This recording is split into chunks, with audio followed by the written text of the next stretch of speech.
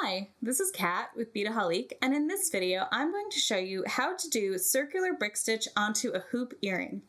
Now today I'm going to be using one of these gold hoops so that you can really see it on camera here today. I'm going to be using some 8/0 seed beads. I have some NYMO thread and I have this beautiful blue color here, and I have about 3 feet strung onto my size 12 beading needle. And then the only other tool we're going to need is you're just going to need a pair of scissors or snips to help you at the end. So let me show you a couple of examples here. So today I told you I was going to be using the blue thread because I really want that to show up for you, but take a look at this example here, and this is the same size, and this uses 8/0 seed beads, but I've used the gold NYMO there so that it kind of disappears. So you can see the gold version here and the silver version here. So again, you can just sort of see how it fades into that hoop. So we have lots of different styles. This will work for any other type of ring. So if you're already familiar with circular brick stitch, this is going to be really familiar to you. The only difference is really going to be in how we start and finish it. So let me take this hoop here, and you can see that it has the little lever for the closure here, so you can actually just leave that open. You can close it up, it really doesn't matter. But what I want to show you is when it's closed like that, you'll notice that when you put it on, you're going to need to get your thumb underneath there to actually boost it up. So we don't want to start our brick stitch all the way close to the end here. We want to leave just a little bit of space there. Okay, so now I have my NYMO strung onto my needle, and I'm actually going to go to the end without the needle here.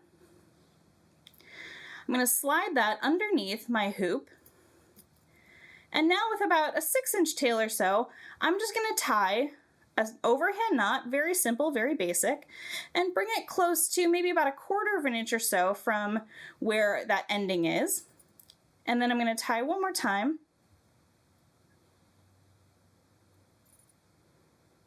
Really give it a good tug. All right, and once more. Okay, so now we have a nice triple knot there, because we're not going to have a lot of space to weave that in, so I like to just do a nice strong triple knot there at the very end. Okay, so now onto our needle, what we're going to do, and we can move our tail kind of out of the way, onto our needle, I'm going to string 2 of my white seed beads here. And you can go ahead and let those fall all the way down to the end of the hoop, just like so. So now what I'm going to do is I'm just going to kind of bend this back so that it goes behind the hoop, and I can take my needle and go through the center of the hoop there and bring it through. And now what I'm going to do is I'm going to go back up through that very first bead that I strung. So straight back up.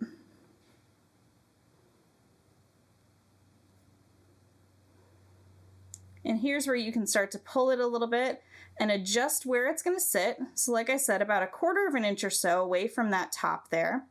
So now I'm coming out that first bead, and what I want to do is I want to repeat a similar thing. I'm going to go down through the second bead, and in that same step, I'm coming out through the front of that hoop there. And don't worry if yours is a little loose like mine, we're going to tighten it all up. And then what I want to do while this is coming down through the center is I want to go up through that second bead there.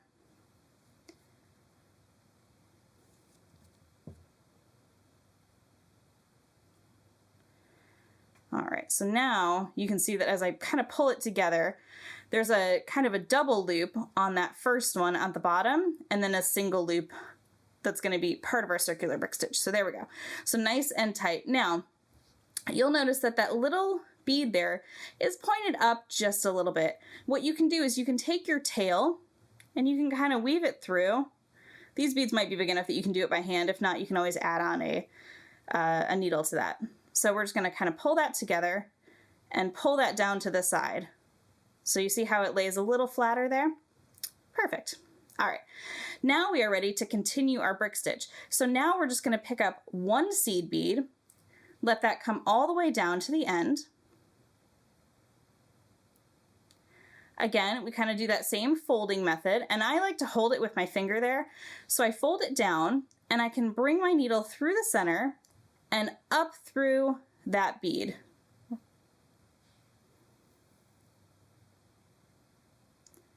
And again, give it a nice little tug, make sure everything is nice and snug there. There we go. And I'll do one more, but this is the same, this is the method. So now we're only picking up one seed bead, dropping it down, folding it back. You can kind of fold it back if you like. This is really where, you know, you can use a lot of fingers to help you with this one. All right, and then pull that up. And it just comes together just like so. All right, so now you're gonna go all the way around and we're gonna stop about 1/4 of an inch from the other side there. All right, so go all the way around and I'll see you back here in just a moment. Okay, so we've come all the way around with our hoop there, and I'm gonna add one more. Now this is again where you can judge how many you want to add. And I'm just going down, doing the exact same method. I don't wanna get too close to that top there, so I'm gonna probably make this one my last one, I think. Oops, and we're getting a little caught there. There we go. Sneak that in. Perfect. All right, so now once you're done with, you know, your length, and this you could do, for example, just along the bottom if you wanted to. I went all the way around, but it's entirely up to you. All right, so now that we've gone through our last one, how do we tie this off? We're gonna go down through the second bead there that we strung, and I'm gonna try to come from to the back there. And I'm basically just gonna create an extra little thread bridge, and I'm gonna come up,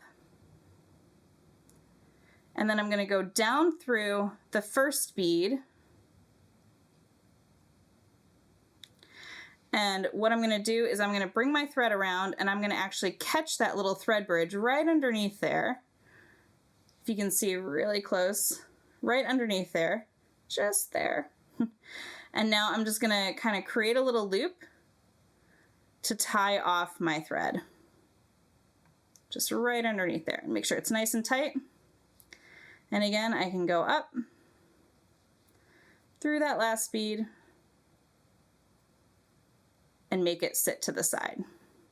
So you see that we have a little bit of a double row there happening, but you don't have any like crisscrossing, which is what we want.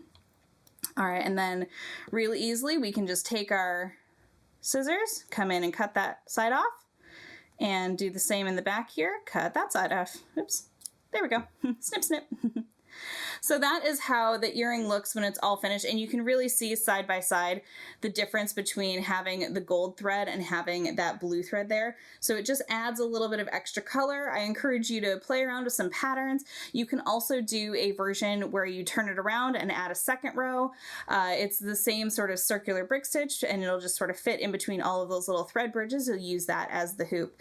So that is how easy this is. It's really fun, and it's a great way to embellish any type of a hoop like that. There's a lot of things you can do. You can make these into pendants. You can do all kinds of different things.